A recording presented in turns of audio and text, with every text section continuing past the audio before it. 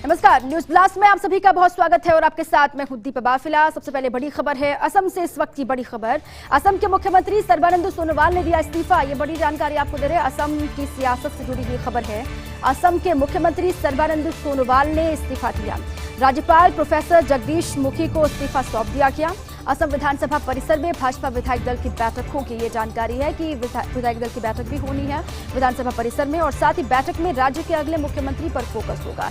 अब राज्य का अगला सीएम कौन होगा, अगला मुख्यमंत्री कौन बनने वाला है, इसको लेकर फैसला होगा विधायक दल की बैठक में। और भाजपा विधायक बैठक के लिए विधानसभा पहुंच भी रहे हैं। ऐसी खबर है कि भाजपा के तमाम विधायक बैठक के लिए पहुंच रहे हैं। असम से बड़ी खबर है, लगातार सुगबुगाहट तेज है कि अगला मुख्यमंत्री कौन होगा, असम की सियासत आगे कौन बढ़ाएगा, इसको लेकर लगातार नजर भी है। असम के मुख्यमंत्री सर्बानंद सोनोवाल ने इस्तीफा दे दिया है। राज्यपाल प्रोफेसर जगदीश मुखी को इस्तीफा सौंप दिया गया सर्बानंद सोनोवाल की तरफ से, और असम विधानसभा परिसर में भाजपा विधायक दल की बैठक होगी।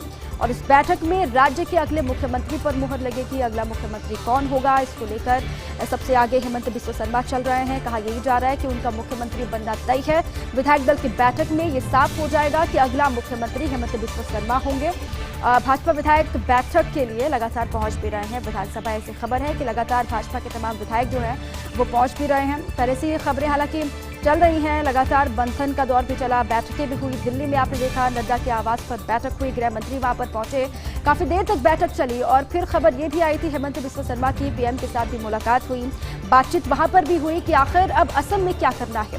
सर्बानंद सोनोवाल जो अभी तक मुख्यमंत्री वहां पर रहे, 5 साल का कार्यकाल निभाया, कोई आरोप नहीं लगा। उसके बाद जीत हुई बम्पर बीजेपी की दोबारा से असम में, और अब सर्बानंद सोनोवाल की जगह हेमंत बिस्वा शर्मा सीएम होंगे असम के, कहा जा रहा है। आधिकारिक ऐलान भी हो सकता है कि आज हो जाए, और विधायक दल की बैठक जब होगी उसके बाद ही तस्वीर लगभग साफ हो जाएगी हेमंत बिस्वा शर्मा के नाम को लेकर। हालांकि 5 साल के कार्यकाल में नेतृत्व जिस तरीके से रहा सर्बानंद सोनोवाल का, जाहिर सी बात है कि उन्होंने काम अच्छा किया, और उसी का नतीजा रहा कि वहां पर बम्पर वोट हासिल भी किए, नतीजा भी बीजेपी के पक्ष में आया। उसके बाद अब खबर ये कि कैबिनेट की कमान हेमंत बिस्वा शर्मा संभालेंगे, यानी कि सीएम बनकर सूबे को आगे बढ़ाएंगे। लेकिन हो सकता है केंद्र में जगह सर्बानंद सोनोवाल को दी जाए, केंद्र में कोई महत्वपूर्ण जिम्मेदारी सर्बानंद सोनोवाल को मिल सकती है, ऐसी खबर है। लेकिन लगातार नजर होगी जब विधायक दल की बैठक में तमाम विधायक पहुंचते हैं, क्या फैसला उनकी तरफ से लिया जाता है, क्या कहा जाता है, और कितनी सहमति है हेमंत बिस्वा शर्मा को लेकर, इसको लेकर भी लगातार नजर होगी। स्वास्थ्य मंत्री के तौर पर जो काम भी किया कोविड काल में भी, लगातार हमने देखा पूरे नॉर्थ ईस्ट में एक तरीके से संकट मोचक कहे जाते हैं हेमंत बिस्वा शर्मा, और इसीलिए भी कहा जा रहा है उनकी लोकप्रियता को भांपते हुए, उनकी पहुंच को भांपते हुए ये फैसला अलकमान की तरफ से लिया गया है, जिस पर आधिकारिक मुहर हो सकता है कुछ देर के बाद लग भी जाए विधायक दल की बैठक। उसके बाद पूरी तस्वीर साफ हो जाएगी हेमंत बिस्वा शर्मा के नाम को लेकर। चुनाव से पहले भी, हालांकि 2016 का चुनाव आपको याद होगा, उस वक्त चुनाव प्रचार के दरमियान सीएम पद के दावेदार के रूप में सर्बानंद सोनोवाल को साफ तौर से आगे कर दिया गया था, उनकी जगह कंफर्म थी। लेकिन इस बार के चुनाव में यह कहा गया कि जो सीएम पद का दावेदार होगा वो बाद में डिक्लेयर किया जाएगा। हालांकि सर्बानंद सोनोवाल और हेमंत बिस्वा शर्मा को लेकर लगातार जो बातचीत है वो चलती भी रही। इसी पर दिल्ली न्यूज एडिटर अदिति नागर हमारे साथ जुड़ चुकी है। अदिति, बस कुछ देर का इंतजार करना होगा, उसके बाद ये तो कंफर्म है कि हेमंत बिस्वा शर्मा को ही जिम्मेदारी मिलेगी असम की। बिल्कुल, देखिए अभी 11:30 बजे बैठक शुरू हो गई है, और इससे पहले उन्होंने राजभवन जाकर इस्तीफा भी सौंप दिया गया है, जो कि एग्जिस्टिंग मुख्यमंत्री थे जो पिछले कार्यकाल में थे सर्बानंद सोनोवाल। देखिए लगातार बहुत ज्यादा अब कंफ्यूजन भी हो गया है कि कल से जो तमाम तरीके खबरें आ रही थी शुरुआत से, उसमें फर्स्ट इंडिया ने सबसे पहले कहा था कि हेमंता को जिम्मेदारी दी जा रही है प्रदेश की, लेकिन उसके बाद आरएसएस की तरफ से इस तरह की खबरें निकल कर आई कि सर्बानंद सोनोवाल को ही दी जानी चाहिए जिम्मेदारी, क्योंकि चुनाव उनके पिछले कार्यकाल के बाद जब दोबारा लड़ा गया है और जीता गया है, तो कहीं ना कहीं उनका इसमें श्रेय होगा। अब फिलहाल जो अपडेट है 11:30 बजे विधायक दल की बैठक है, लेकिन कल लगभग जो पूरा खाका है वो तैयार हो गया है दिल्ली में, क्योंकि हेमंता की लगातार सारे दिग्गज नेताओं से मुलाकात दिल्ली में हो चुकी है, तमाम चीजें हो चुकी हैं। कल देर रात तक जेपी नड्डा के आवास पर बैठक भी चली। ऐसे में ममता बनर्जी का अगर एग्जाम्पल ले, ममता बनर्जी ने जब दोबारा शपथ ली थी तो पहले कार्यकाल का रेजिग्नेशन नहीं दिया था, उन्होंने दोबारा शपथ ले ली थी। ऐसे में अगर उन्होंने रेजिग्नेशन दिया है तो हेमंतों पे जिम्मेदारी की चीजें समझ आ रही हैं। ऐसे में अब क्या कुछ विधायक दल में के नेता जो हैं, तमाम विधायक हैं, वो किसको चुनते हैं, क्या बातचीत होती है, कुछ देर का और इंतजार करना होगा। और उसके बाद 4 बजे राजभवन भी जाएंगे, जो कि पर्यवेक्षक नियुक्त किए गए हैं नरेंद्र सिंह तोमर और अरुण सिंह, और वहां जाकर तमाम चीजें क्लियर होंगी। लेकिन शायद अगले आधे घंटे में तस्वीर साफ हो जाएगी कि असम के अगला मुख्यमंत्री कौन होगा और आला कमान का निर्णय क्या रहा, या आरएसएस अपने दबाव में आगे रही। ये देखना होगा कि जो दिल्ली की पसंद है वो चलती रही या आरएसएस जो चाहता था वो मुमकिन हुआ। चलिए ठीक है अदिति, बहुत शुक्रिया आपका। इंतजार रहेगा कि आखिर आखिरी फैसला क्या होता है। हालांकि कंफर्म माना जा रहा है हेमंत बिस्वा शर्मा के नाम को लेकर। बहुत शुक्रिया आपका। इसी पर पराग मोने जी हमारे साथ जुड़ चुके हैं, वरिष्ठ संवाददाता हैं। पराग मोने जी, लगभग साफ है तस्वीर, विधायक दल की बैठक होगी, उसके बाद फैसला होगा, लेकिन दिल्ली से जो फैसला निकलकर सामने आया है कंफर्म उसी को माना जा रहा है कि हेमंत बिस्वा शर्मा को अगली जिम्मेदारी मिलेगी असम की। भाई जो 5 से 10 मिनट के बाद ये जो असेंबली कमेटी में असेंबली का जो लाइब्रेरी हॉल है उस पे ये जो मीटिंग है ये शुरू होने वाला है। अभी जो ऑब्जर्वर है बीजेपी का सेंट्रल ऑब्जर्वर दोनों पहुंच गया है और दोनों अभी मीटिंग हॉल में है और बीजेपी के सारे एमएलए लीडर्स वो लोग पहुंच चुके हैं और अभी हिमंत बिस्वा शर्मा अभी पढ़ा रहे हैं। हिमंत बिस्वा शर्मा का कन्वॉय अभी असेंबली में घुसा है, तो ये फाइनल है कि हिमंत बिस्वा शर्मा चीफ मिनिस्टर होगा। अभी चीफ मिनिस्टर सर्बानंद सोनोवाल वो राजभवन गया था, उसने रेजिग्नेशन सबमिट किया है। रेजिग्नेशन सबमिट करने के बाद वो विधायिनी दल की जो मीटिंग है बैठक के लिए वो निकल चुका है, वो भी पहुंचेंगे 10-15 मिनट के अंदर अंदर। और हिमंत बिस्वा शर्मा के पास सपोर्ट है, उसके पास करीब 70% to 80% ऑफ द एमएलए, आप ये बोल सकते हैं कि 45 to 48 एमएलए का सपोर्ट था पहले से ही। तो ये एक फाइनल था कि वही मुख्यमंत्री होगा। जो कल का माराथन जो मीटिंग हुआ था दिल्ली में, उसके बाद हाईकमान ने डिसीजन लिया, बीजेपी का नेशनल पार्टी ने पार्लियामेंट्री बोर्ड का मीटिंग में डिसीजन लिया है। तो आज जो है ये मीटिंग है, इस मीटिंग में हिमंत बिस्वा शर्मा का नाम सर्बानंद सोनोवाल प्रपोज कर सकता है और राज्य अध्यक्ष रंजीत कुमार का सपोर्ट कर सकता है। तो कुल मिला के मान लीजिए कि आधा घंटा और है, 30 मिनट है। 30 मिनट के बाद ये फाइनल पता चल जाएगा कि मुख्यमंत्री कौन हुआ है। लेकिन पराग मणि जी, क्योंकि सर्बानंद सोनोवाल मुख्यमंत्री भी रहे, उनका नेतृत्व रहा, उसी के आधार पर जीत भी मिली, लेकिन उसके बावजूद भी ये परिवर्तन वहां पर क्यों जरूरी हो गया था बीजेपी के लिए? Basically 2 thing is there. पहला थिंग ये है कि असम में डिलिमिटेशन होगा, delimitation of the assembly constituencies, ये बहुत इंपॉर्टेंट है क्योंकि असम का डेमोग्राफिक पैटर्न जो है वो पैटर्न बिगड़ रहा है और जो लोकल से इंडिजिनस पीपुल है उन लोगों का कंट्रोल, पॉलिटिकल कंट्रोल धीरे धीरे बाहर होते जा रहा है। तो बीजेपी ने इस बार जो 10 प्रपोजल दिया था, वो जो इलेक्शन मैनिफेस्टो में उसका संकल्प पत्र में जो लिखा था उसमें एक इम्पोर्टेंट था कि डिलिमिटेशन होगा। इसके लिए एक स्ट्रॉन्ग चीफ मिनिस्टर चाहिए और जो डीसी को, डिप्टी कमिश्नर्स को, एसपी को कंट्रोल कर सके। अगले साल जो लास्ट ईयर हमने देखा था एनआरसी अपडेट हुआ था, वो ठीक तरफ से नहीं हो पाए बिकॉज स्टेट गवर्नमेंट का कोई कंट्रोल नहीं था और डीसी ऑफिशियल्स ने अच्छा काम भी नहीं किया। फिर ये एनआरसी जो है वो प्रक्रिया पूरा खत्म नहीं हो पाया, वो लटक रहा है। इसके बाद ये डिलिमिटेशन इम्पोर्टेंट है। और दूसरा है कि Himanta Biswa Sharma is a dynamic leader, उसका अच्छा है, उसने कैंपेन किया, 95 सीटों में जाके कैंपेन किया था। उसका अपना जो सपोर्टर्स है एक स्ट्रॉन्ग बेस है असम में और उसने कोविड कंट्रोल में भी अच्छा काम किया है, फाइनेंशियल मैनेजमेंट भी उसका बहुत अच्छा है, एक्सपीरियंस मिनिस्टर है। सो हर तरफ से, हर एंगल से हिमंत बिस्वा शर्मा चीफ मिनिस्टर के लिए एक फिट काइंड ऑफ कैंडिडेट है और हाईकमान ने भी उनकी दावेदारी मजबूत है, जो काम किया, जो लोकप्रिय था, और जाहिर सी बात है कि नफा नुकसान को भांप कर ही अलकमान की तरफ से कोई भी फैसला लिया जाएगा। बहुत शुक्रिया पराग मणि जी आपका तमाम जानकारियों के लिए भी और अपडेट के लिए। बैठक लगातार चल रही है, थोड़ी देर के बाद आधिकारिक ऐलान भी हो जाएगा हेमंत बिस्वा शर्मा को लेकर, ऐसा कहा जा रहा है। आगे बढ़ते हैं, कोविड ने बदल दिया सीएम की बैठक का रूप। पहले प्रमुख अधिकारी सीएमआर आते थे बैठक के लिए, लेकिन अधिकांश आ गए कोविड संक्रमण की चपेट में, कोविड की जद में। ऐसे में अब अपने दफ्तर या घर से वीसी से जुड़ते हैं अफसर और खुद सीएम भी है संक्रमण के कारण आइसोलेशन में। ऐसे में अकेले सीएमआर के दफ्तर से ही मीटिंग लेते हैं और दूरियों के बावजूद बेहतर कम्युनिकेशन से होती है मीटिंग। ये कहा जा रहा है कि दुनिया बेशक हो कोविड की वजह से, लेकिन बेहतर कम्युनिकेशन जो है वो लगातार रहता है मीटिंग के दरमियान भी। संक्रमण के बावजूद कई अधिकारी मीटिंग में वर्चुअल शामिल और साथ ही फिर भी प्रदेश पर छाए संकट को टालने में जुटी है सीएम की टीम। प्रदेश में किस तरीके से हालात है उस पर लगातार नजर है और इस संकट को कैसे दूर किया जा सकता है इस पर भी लगातार नजर। भले ही खुद कोविड से पॉजिटिव हो, कई अधिकारी कोविड की जद में भले ही आ गए हों, लेकिन मीटिंग में वो कमी दिखाई नहीं दे रही है। पहले प्रमुख अधिकारी सीएमआर आते थे बैठक का हिस्सा बनने के लिए, बैठक में शामिल होने के लिए, लेकिन अधिकांश कोविड की जद में आ गए हैं। ऐसे में अब अपने दफ्तर या घर से वीसी के माध्यम से तमाम बड़े अफसर जुड़ते हैं और खुद सीएम भी संक्रमण की वजह से आइसोलेशन में हैं।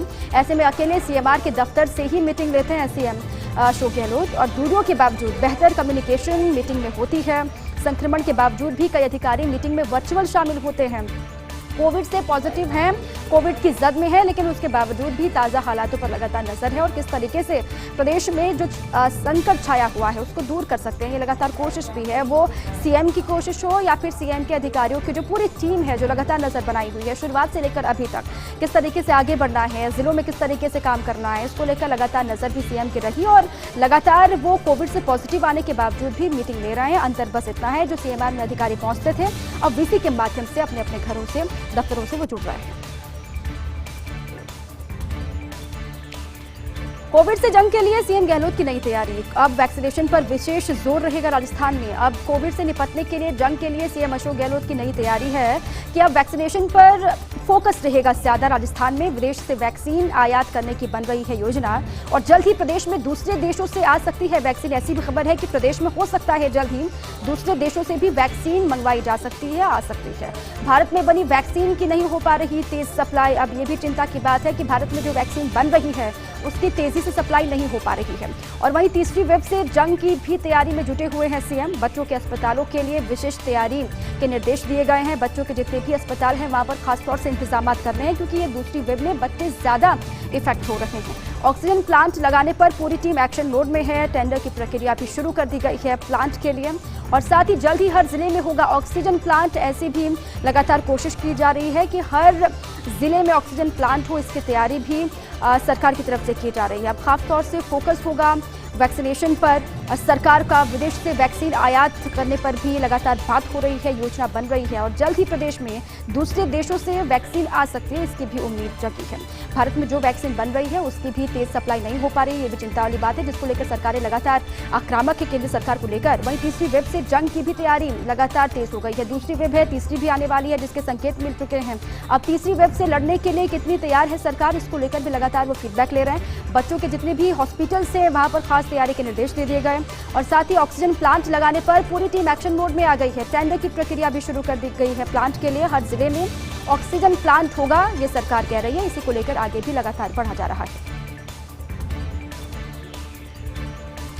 सीएम गहलोत का संकल्प है कोई भूखा नहीं सोए। इसी दिशा में सरकार का बड़ा कदम है कि इंदिरा रसोई योजना के माध्यम से भरा जाएगा पेट। इंदिरा रसोई योजना के माध्यम से कोई भी भूखा नहीं सोएगा प्रदेश में, ऐसी कोशिश लगातार की जा रही है।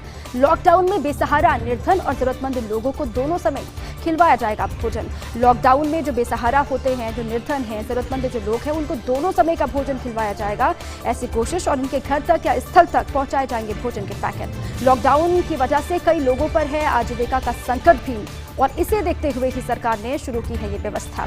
ये व्यवस्था लॉकडाउन की अवधि 24 मई तक लागू रहेगी।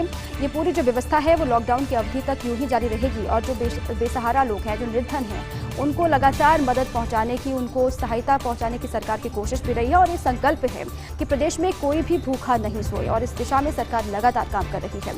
इंदिरा रसोई योजना के माध्यम से लोगों का पेट भरा जाएगा। लॉकडाउन में जो लोग नहीं जुटा पाते हैं 2 वक्त का भोजन, उनको भी खाना खिलाने की योजना चल रही है। दोनों समय का खाना उनको खिलाया जाएगा। इनके घर तक खाना पहुंचाया जाएगा या फिर स्थल तक पहुंचाने की भी योजना बन रही है। भोजन के पैकेट्स को लॉकडाउन की वजह से कई लोगों पर आजीविका का संकट है, आर्थिक तंगी से लोग जूझ रहे हैं और भोजन के भी लाले पड़ गए हैं। अलग अलग हिस्सों से तमाम खबरें सामने आई जो चिंता की बात है, राजस्थान के अलग अलग हिस्सों से भी। और इसे देखते हुए सरकार ने ये व्यवस्था शुरू की है और ये जो व्यवस्था शुरू की जा रही है वो लॉकडाउन की अवधि 24 मई तक लागू रहेगी, यानी कि पूरे लॉकडाउन के दरमियान कोई परेशान नहीं होगा।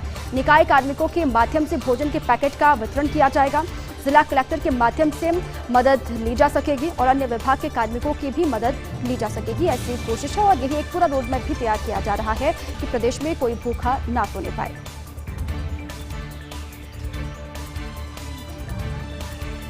सोनिया गांधी 2022 तक बनी रह सकती हैं अध्यक्ष। ये बड़ी खबर है, महत्वपूर्ण खबर है कि सोनिया गांधी अंतरिम अध्यक्ष हैं कांग्रेस के अभी इस वक्त, और सोनिया गांधी 2022 तक अध्यक्ष बनी रह सकती हैं, ऐसी खबर। हाल में संपन्न चुनाव में कांग्रेस की राजनीतिक दिशा होनी थी तय, लेकिन कांग्रेस के लिए उम्मीद के अनुरूप नहीं आए परिणाम। जो उम्मीद कांग्रेस ने की थी, अलग अलग राज्यों में जो नतीजे आएंगे कांग्रेस के फेवर में, वो होता हुआ दिखाई नहीं दिया। उम्मीद के अनुरूप परिणाम नहीं आए। जानकार सूत्रों के अनुसार ये खबर है कि मई जून तक राजस्थान या दिल्ली में होना था कांग्रेस का अधिवेशन, लेकिन अब इसकी नहीं दिख रही कोई संभावना, और इसीलिए संभव है कि सोनिया गांधी ही रहें 2022 तक अध्यक्ष। वहीं दूसरी तरफ कांग्रेस से जुड़े सूत्रों ने इसके संकेत दिए हैं। जी23 ग्रुप चाह रहा प्रियंका गांधी बने कांग्रेस अध्यक्ष। असंतुष्ट गुट ने सोनिया गांधी को दिया प्रियंका को अध्यक्ष बनाने का फॉर्मूला, और कल होने वाली सीडब्ल्यूसी की बैठक में ये मुद्दा उठाएंगे। जाहिर सी बात है, 5 राज्यों के चुनाव नतीजों पर भी बैठक में हो सकता है हंगामा। अब 5 राज्यों में जो चुनाव परिणाम रहे हैं उसको लेकर कांग्रेस के अंदर खाने से कई बातें उठी हैं, कई सवाल खड़े किए गए हैं। कल जाहिर सी बात है सीडब्ल्यूसी की बैठक होगी, उसमें भी इन राज्यों के नतीजों को लेकर हंगामा हो सकता है। हालांकि गांधी परिवार ने फिलहाल कोरोना को राजनीतिक हथियार बनाने का फैसला लिया है। गांधी परिवार की कोशिश है कि अलग अलग मुद्दों को छोड़कर, पार्टी के अंदरूनी मसलों को छोड़कर पूरा कोरोना पर फोकस किया जाए, और यही होगा भी। कल की बैठक में ये कयास भी लगाए जा रहे हैं। इसी रणनीति के तहत सोनिया ने कांग्रेस संसदीय दल की बैठक में मोदी सरकार पर साधा निशाना। अब कल होने वाली सीडब्ल्यूसी पर टिकी सबकी निगाहें। अब लगातार केंद्र की मोदी सरकार पर कांग्रेस हमलावर भी है। अब कल होने वाली जो सीडब्ल्यूसी की बैठक है उस पर भी सभी की निगाहें टिकी हुई हैं कि कल क्या होता है। कोरोना के हालातों पर चर्चा भी होगी बैठक में, उस पर भी केंद्र सरकार को घेरा जाएगा, या फिर अंदरूनी मसलों को लेकर हंगामा होगा, इस पर भी लगातार नजर रहेगी। दिल्ली में लॉकडाउन बढ़ाया गया, 1 हफ्ते के लिए बढ़ाया गया है लॉकडाउन। राष्ट्रीय राजधानी दिल्ली में लॉकडाउन को बढ़ा दिया गया है, ये जरूरी भी हो गया था दिल्ली की केजरीवाल सरकार के लिए। सीएम केजरीवाल ने इसका ऐलान कर दिया है। लॉकडाउन में और सख्ती रहेगी। केजरीवाल ने कहा कि लॉकडाउन लगा रहे हैं और भी सख्ती होगी, अपनी जिम्मेदारी लोगों को समझनी होगी। दिल्ली मेट्रो बंद रहेगी। केजरीवाल ने कहा कि दिल्ली के जो मेट्रोज हैं वो बंद रहेंगे। फिलहाल ये सावधानी के लिहाज से ही किया जा रहा है। दिल्ली वालों की जिम्मेदारी सुरक्षा की वो केजरीवाल सरकार की है, और केजरीवाल सरकार ने यह फैसला ले लिया है लॉकडाउन को आगे बढ़ाने का। 1 हफ्ते के लिए लॉकडाउन बढ़ाया गया। सीएम केजरीवाल ने कहा कि सख्ती कर रहे हैं, सख्ती बरतनी बहुत जरूरी है, लॉकडाउन और भी सख्त होगा। दिल्ली मेट्रो बंद रहेंगे, सभी को सावधानी करनी है। दिल्ली में जो हालात बने हुए हैं वो किसी से छिपे हुए नहीं हैं। लगातार पहले वैक्सीन की कमी, उसके बाद ऑक्सीजन की कमी, बेड की कमी, दिल्ली में किल्लत है। ऑक्सीजन को लेकर भी लगातार कई तरह के सवाल उठाए जा रहे हैं केंद्र सरकार पर। अब लॉकडाउन बढ़ाना केजरीवाल सरकार के लिए जरूरी हो गया था। लॉकडाउन को बढ़ा दिया गया 1 हफ्ते के लिए।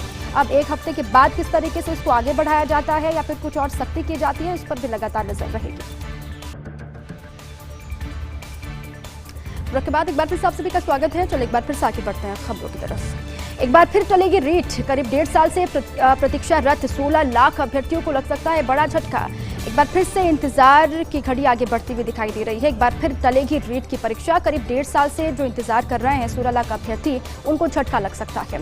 कोरोना की वजह से 5वीं बार रीट स्थगित होना तय है, ये माना जा रहा है। शिक्षा मंत्री गोविंद सिंह डोटासरा ने कहा है कि वर्तमान में तेजी से कोरोना फैल रहा है और कोविड को देखते हुए ये फैसला लेना जरूरी भी हो गया है। हालात को देखते हुए नहीं कराई जा सकती है परीक्षा, और परीक्षा आगे खिसकाएंगे और कुछ दिनों में सीएम से बात भी करेंगे। ये कहा गया है शिक्षा मंत्री की तरफ से कि परीक्षा को आगे खिसकाएंगे और फिर कुछ दिनों में सीएम से भी बातचीत होगी परीक्षा को लेकर। हालात बेकाबू हैं और हालातों को देखते हुए परीक्षा अभी कराना ठीक नहीं होगा, ये कहा गया। वर्तमान में कोविड तेजी से फैल भी रहा है और रीट स्थगित होना लगभग तय माना जा रहा है। अगर रीट स्थगित होता है तो कोरोना की वजह से 5वीं दफा रीट स्थगित होगा। ये बड़ा झटका हो सकता है उन अभ्यर्थियों के लिए जो लगातार 1.5 साल से इंतजार कर रहे हैं, और उनकी संख्या 16 लाख है। 16 लाख अभ्यर्थी लगातार इंतजार, उनको बड़ा झटका। इसी के साथ ही माना जा रहा है कोरोना की वजह से 5वीं दफा रीट स्थगित होना तय है। और शिक्षा मंत्री ने साफ तौर से ये कह दिया है कि वर्तमान में जो हालात हैं ऐसे में रिस्क नहीं लिया जा सकता है और हालात को देखते हुए कराई नहीं जा सकती है परीक्षा। परीक्षा को आगे खिसकाया जाएगा और कुछ दिनों में सूबे के मुखिया अशोक गहलोत से भी बातचीत होगी। वो क्या कुछ कहते हैं उसके बाद कोई फाइनल डिसीजन लिया जाएगा। महान योद्धा महाराणा प्रताप की आज जयंती है। बहादुरी, वीरता और साहस के लिए इतिहास के पन्नों में दर्ज महाराणा प्रताप। महाराणा प्रताप की वीर गाथा सुनाई जाती किस्से कहानियों में। हल्दी घाटी की ऐतिहासिक लड़ाई में अकबर की विशाल सेना से सामना हुआ था, और आज महान योद्धा महाराणा प्रताप की जयंती है। बहादुरी, वीरता, साहस के लिए इतिहास के पन्नों में महाराणा प्रताप दर्ज हैं और प्रताप की वीर गाथा किस्से कहानियों में सुनाई जाती है। हल्दी घाटी की ऐतिहासिक लड़ाई में अकबर की विशाल सेना से उनका सामना हुआ था। 1576 में हुए जबरदस्त युद्ध में प्रताप के पास थे करीब 20,000 सैनिक और महाराणा प्रताप ने इतने सैनिकों के साथ किया था 80,000 मुगल सैनिकों का सामना। अपने साथ 208 किलो का वजन लेकर चलते थे महाराणा प्रताप और दुश्मन भी महाराणा प्रताप को करते थे सलाम। आज उनकी जयंती। विधानसभा में सिर्फ परिवार को मिलेगी एंट्री। वैक्सीनेशन के लिए अब विधायकों की मनमर्जी नहीं चलने वाली है। ये खबर महत्वपूर्ण। विधानसभा में सिर्फ परिवार को ही मिलेगी एंट्री। वैक्सीनेशन के लिए अब विधायकों को अपनी मनमर्जी आगे बढ़ाने की अनुमति नहीं दी जा रही है। विधानसभा स्पीकर डॉक्टर सीपी जोशी ने फैसला लिया है कि रिश्तेदारों को लेकर पहुंचने लगे थे विधायक, अधिकारी और कर्मचारी और डॉक्टर सीपी जोशी ने बढ़ती भीड़ को देखते हुए ये फैसला लिया है। जो भीड़ लगातार वहां पर बढ़ रही थी उसको देखते हुए फैसला लिया गया है कि सिर्फ परिवार को ही एंट्री मिलेगी। जो रिश्तेदारों को लेकर पहुंचते हैं विधायक, उनकी मनमर्जी अब नहीं चलेगी। सीपी जोशी ने साफ तौर से कह दिया है कि रिश्तेदारों को लेकर जो विधायक पहुंचते हैं ऐसा नहीं हो पाएगा। विधायक, अधिकारी, कर्मचारी वहां पर आने लगे थे अपने रिश्तेदारों के साथ में। अब ये फैसला लिया गया सुरक्षा के लिहाज से भी, क्योंकि 2 गज की दूरी हर जगह रखनी है और अब विधायकों की मनमर्जी नहीं चलने वाली है। कोरोना केयर के बीच सुप्रीम कोर्ट के जरूरी निर्देश हैं। सुप्रीम कोर्ट ने जेलों में कैदियों की भीड़ कम करने के निर्देश दिए हैं। कोविड केयर लगातार जारी है और कोरोना केयर के बीच में सुप्रीम कोर्ट के जरूरी निर्देश हैं कि सुप्रीम कोर्ट ने कहा है कि जेलों में कैदियों की भीड़ कम हो। एससी ने सभी राज्यों की पुलिस से कहा है कि जब तक जरूरी ना हो आरोपी को गिरफ्तार ना करें। जिन कैदियों को पैरोल दी गई उन्हें फिर 90 दिनों की पैरोल दी जाए। ये साफ तौर से सुप्रीम कोर्ट ने कह दिया है। CJI NV Ramana, justice L Nageswara Rao और सूर्यकांत की बेंच के निर्देश ये हैं। साफ तौर से पुलिस से कह दिया गया कि जो बहुत जरूरी ना है उन कैदियों को ना पकड़े जब तक जरूरी ना हो। सभी राज्यों की पुलिस को ये साफ तौर से सुप्रीम कोर्ट ने कह दिया है। जिन कैदियों को पैरोल दी गई है उन्हें फिर 90 दिनों का पैरोल दिया जाए। और साथ ही CJI NV Ramana, justice L Nageswara Rao और सूर्यकांत की बेंच के ये निर्देश हैं। कौन सा पद छोड़ेंगे अधीर रंजन चौधरी, ये बड़ा सवाल है। अधीर रंजन फिलहाल लोकसभा में कांग्रेस के नेता हैं। अब कौन सा पद वो छोड़ेंगे इस पर सभी की निगाहें हैं। साथ ही पश्चिम बंगाल कांग्रेस अध्यक्ष भी हैं। संभावना है कि कांग्रेस अध्यक्ष का पद छोड़ सकते हैं अधीर रंजन चौधरी।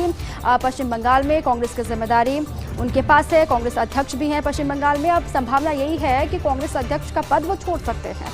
बतौर प्रदेश कांग्रेस अध्यक्ष उनका प्रदर्शन रहा बहुत ही खराब और नतीजे भी बयां करते हैं। नतीजे बताते हैं पश्चिम बंगाल के जो रहे।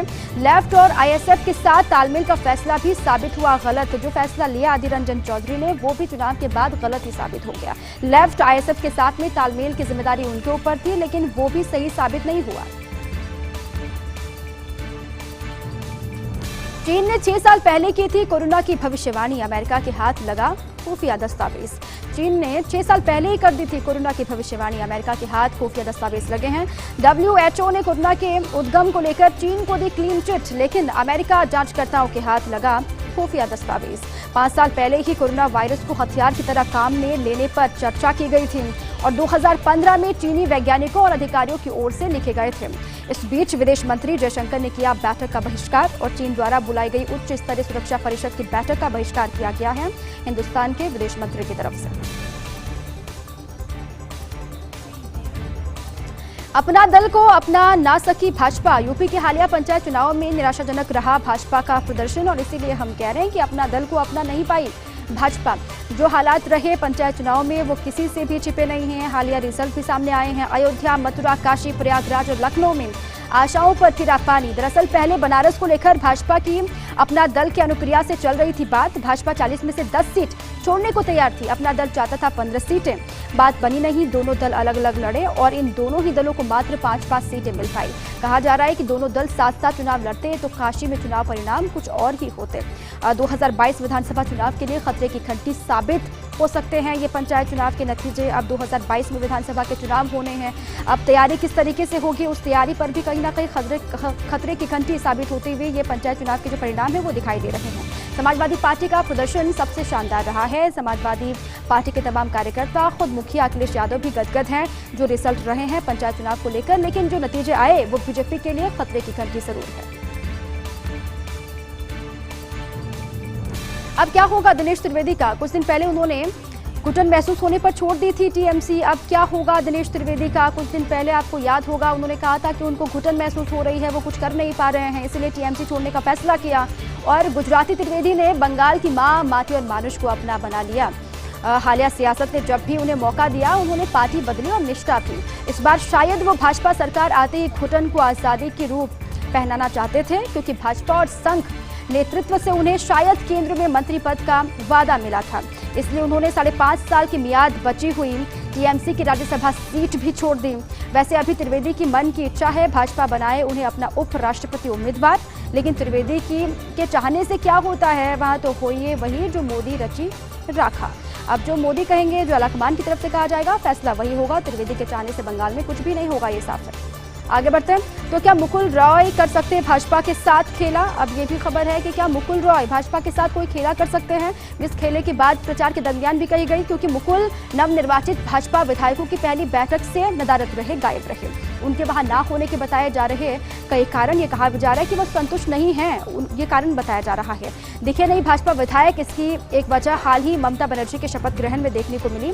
वहां टीएमसी प्रदेश अध्यक्ष सुब्रत बख्शी से खूब घुलते मिलते दिखाई दिए मुकुल रॉय। चर्चा है कि बंगाल चुनाव में शीर्ष नेतृत्व द्वारा शुभेंदु को दिया गया ज्यादा महत्व, जबकि मुकुल को नहीं सौंपा गया कोई अहम जिम्मेदारी। इससे बताए जा रहे हैं वो नाराज, और जबकि ममता के तृणमूल कांग्रेस में मास्टर स्ट्रेटजिस्ट कहे जाते थे मुकुल रॉय को। और हालांकि अब क्या होगा, अब लगातार इसको लेकर भी खबरें हैं कि वो कोई खेला कर सकते हैं क्या। हालांकि ममता ने भी अपनी चुनावी रैलियों में कभी मुकुल पर सीधा निशाना नहीं साधा, और इसीलिए हो सकता है अपने समर्थक विधायकों के साथ पुराने घर लौट जाए मुकुल रॉय।